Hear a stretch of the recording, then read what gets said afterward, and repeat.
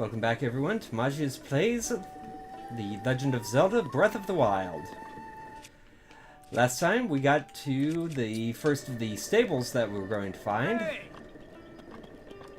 And this time we're going to go get a horse. The first thing we need to do, we need to learn how to get a horse. So, first thing you need to do is you need to get a horse. Then you bring the horse here and you pay a nominal fee. And you can access it from any of the stables across the entirety of Hyrule. And you can have multiple horses, but you need to tame them first. To get a horse, you need to sneak up on it and hop on, and then soothe it down to so you can actually ride it for a bit. At that point, you can register it here, get it settled and harness, but you're going to need to build up its respect over time. You do that by basically whenever it throws its head and whinnies, soothing it, and it gets a little more respect for you. Eventually, it will be completely obedient, and you'll be good to go. Hey! So, now that we know all that, you can just head across the way over here and go looking for a horse. Let's see. The horses are going. There's a bunch of horses there.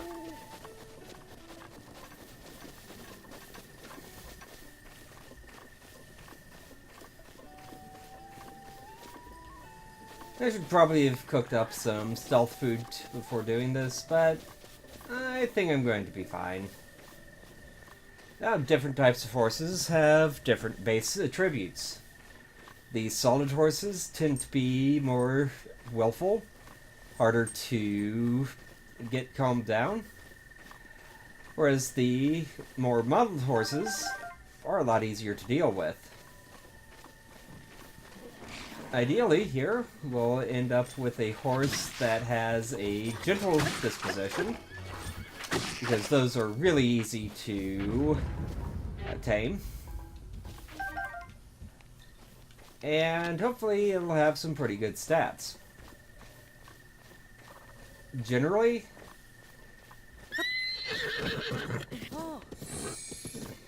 looks like we got a good horse right off the bat.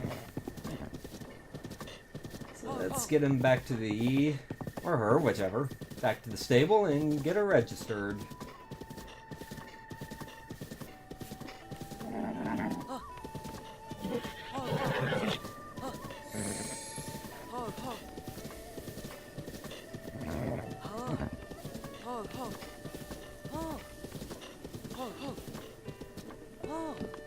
Let's slow things down.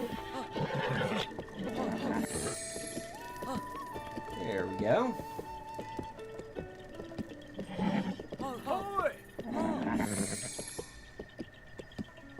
A little more stubborn than usual, but also very gentle nature.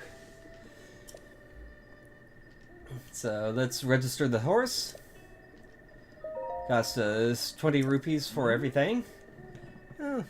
Moderate strength, moderate speed, good stamina, and a gentle temperament. I'm not going to complain about that at all.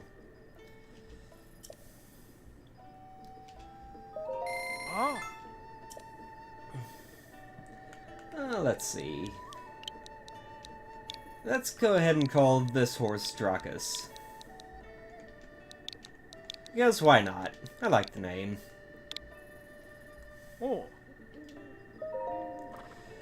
They are able to get an opponent in this game by using one of the Link amiibos that were previously released. And she is a pretty rare find. And that's talking about the whistle. If we're close enough to the horse, we can whistle, and the horse will come running.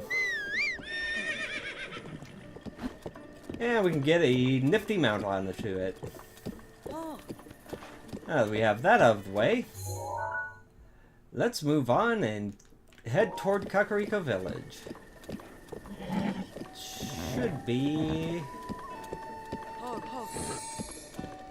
this way, I believe. Hey!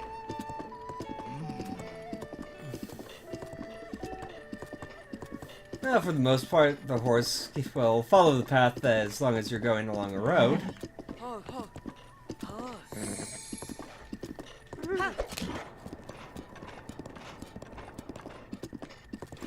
But you can jump off to do various things.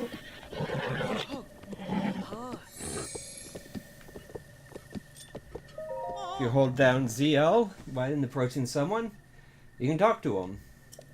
Oh, it's just a normal person. What a relief. Sorry for freaking out like that. A little while back, just on the other side of Lake Ciela, I got spooked bad by this weird tree ghost, so I'm a little jumpy. Anyway, seeing as how you're a nice, normal person and not a ghost, how about we do some business? Love it if you bought something, but, I mean, I'm happy just to show you what I've got for sale. The rest is up to you. Well, let's see what this guy has. Goat butter, milk. So he's got some more cooking ingredients. Again, not generally worth doing anything with.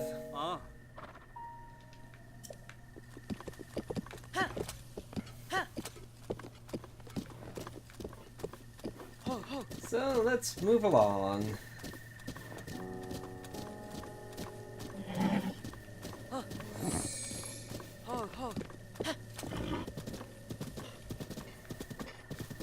Now, if you're galloping along at speed on a horse, you can trample over some stuff, which can get you through some fights that you don't want to get into that just sort of pop up around you.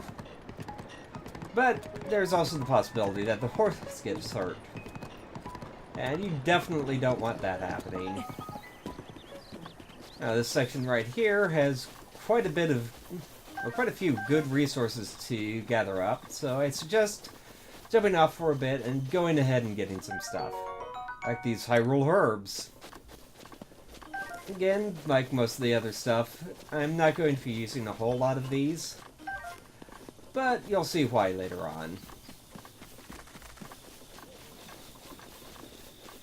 Another Iron Shroom, which I might be doing something with later.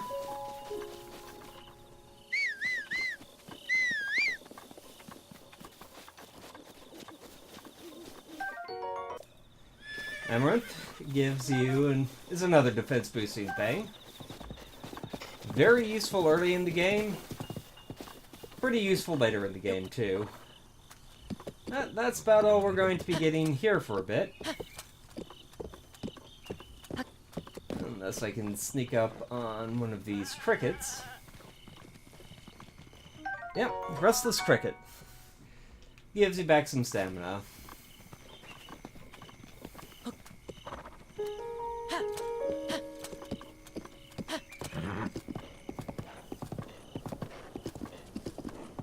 Now, with that out of the way, go up here, and we see the tree spirit that the guy was talking about. And this is Hestu. You may have recognized the name from the first Korok that we talked to, but he needs our help. I can't see you. Shaloko? Then how are you talking to me, silly boy? Shalaza, Shalaka. It's been 100 years since anyone has been able to see me. I'm Hestu, and I need your help. Those monsters over there stole my beloved maracas. I think they're still there on the other side of those rocks. I can't use my powers without them, Shoko. So please get my maracas back from them. Now this guy, you really want to help him out. Especially if you feel like you've been running out of inventory space more than you'd like. which should be true of pretty much everyone playing this game.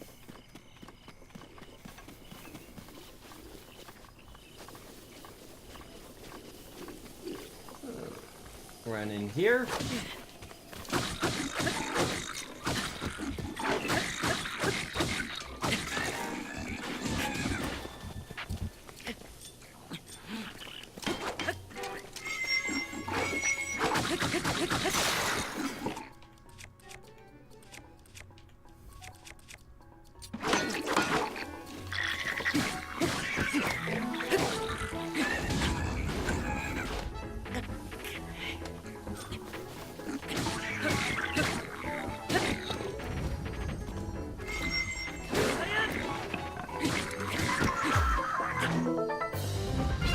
Could have gone better, could have gone worse. This is why you stock up on the food. But I'm not too worried about getting into too many fights right now. So I'll just grab some more low-grade gear. This is the first one where we have a bit of an upgrade on it. That's not much of an upgrade. But in this case, go over to the weapon, increases the critical hit damage. So, can definitely be nice. Our sledgehammer is getting pretty beat up. I'm not going to get rid of that yet because that's actually a fairly useful tool type. And as Hestu said, in here are his maracas.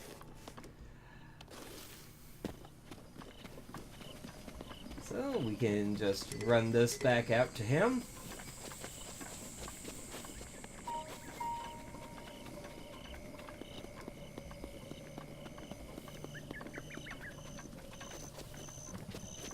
Here you go, Hestu. Shalakala, those are my maracas. Please give them to me. There you go. Shalaka! But wait, there's something wrong with my maracas. Korok seeds inside are gone. How am I supposed to dance now? Shoko. If I had just one Korok seed, I could sing, dance, and use my powers to help you. See, I have the power of inventory expansion, so let me know if you find some Korok seeds. Well, as a matter of fact... Now, bows tend to last quite a while, shields tend to last longer for me. So, I'm going to expand my melee weapon inventory. Go through those the fastest, and I find the most of them. And this way, I might actually have enough to spare for having duplicates of some of the weapon types I like. So, we can get one.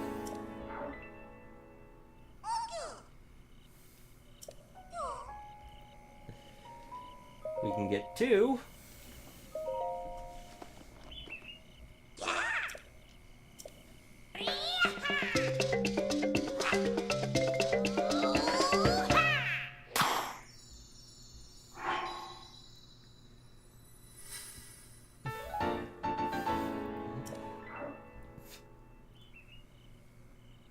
And now he has to go. Even though we have plenty of Korok seeds to give him. Well, we have some more Korok seeds to give him anyways. He's not going to stick around long enough for us to give them to him.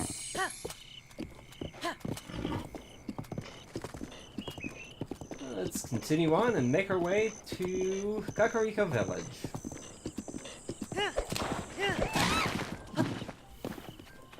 After I trample a bird to death. Not sure that's the best way to get meat, but it works. Now we are going to have a couple more items we can collect along the way. And a couple more people to talk to.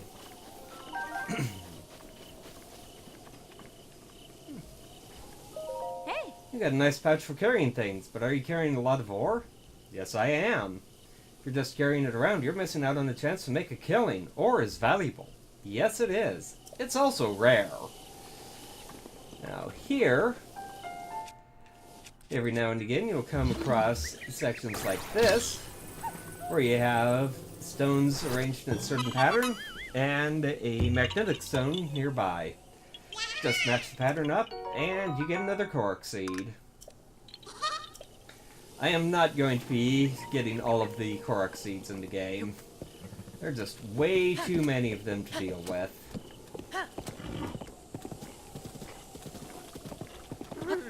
Now we have this person. I got a question for you, kiddo. Are you much of a mountain climber? Well, I have a nice bandana. I was, back when I was your age. Nothing gets me going like the sight of a treacherous cliff daring me to climb it. I'm selling a few things I've picked up in my travels. Don't got to look. Well, let's see what this guy has.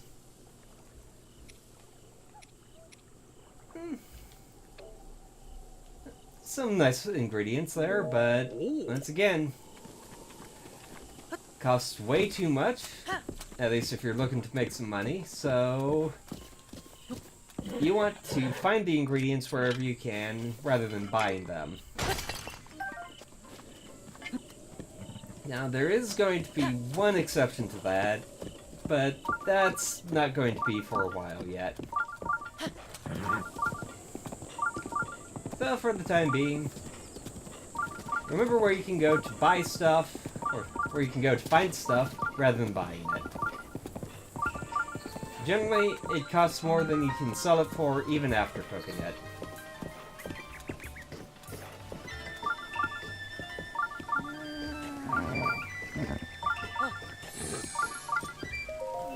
Traveler, I'm sorry, but I seem to have twisted my ankle. Let's see here. I'm sorry you had to see me like that. Say, Traveler,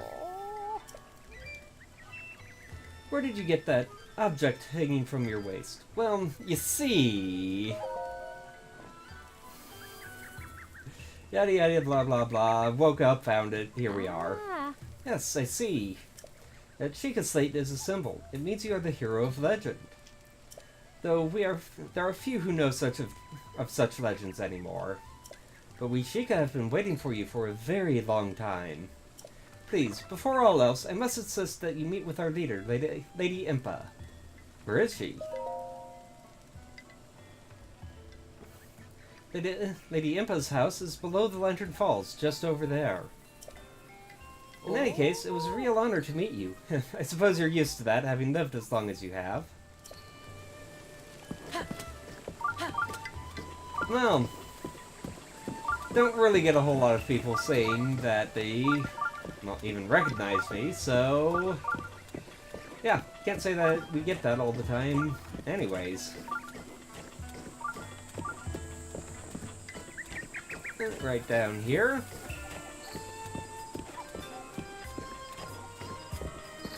Have a nice open area. Always good to check into here because it usually has something of worth. So we've got a bunch of apples right in a row here. Now this is another sign that there's a Korok nearby. How you handle these, just walk right up, drop the item that's in the other shrines, and you get a Korok. And thus another Korok seed.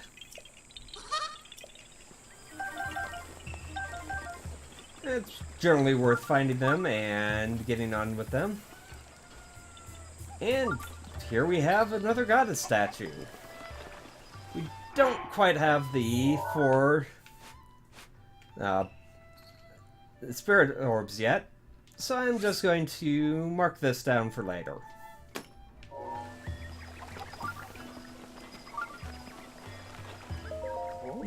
Are you... Sorry to bother you, but are you a fellow traveler?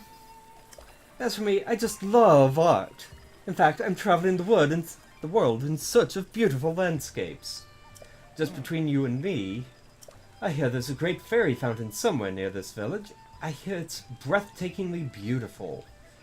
Aesthetics aside, they also say the place can bestow some kind of mysterious power on people. However, since I'm an outsider, I can't get anyone to tell me any more details than that. These villagers never leave the safety of their village, so travelers like me are treated with suspicion. But I won't give up. Oh, and if I manage to find out anything, I'll be sure to let you know. He is going to be very useful in some of our future journeys. For now, he doesn't really have a whole lot to say. That's plenty for this episode. I have another cookpot over here that we can use if we feel like cooking anything. Maybe making up some elixirs. But I've still got a pretty good supply of that. I'll eventually want to upgrade to something that heals a bit more than this. Might as well go ahead and eat this apple up. But for the time being, we're good. Join me next time when we go to speak to Impa and take care of some things here around Kakariko Village. And until then, Magius out.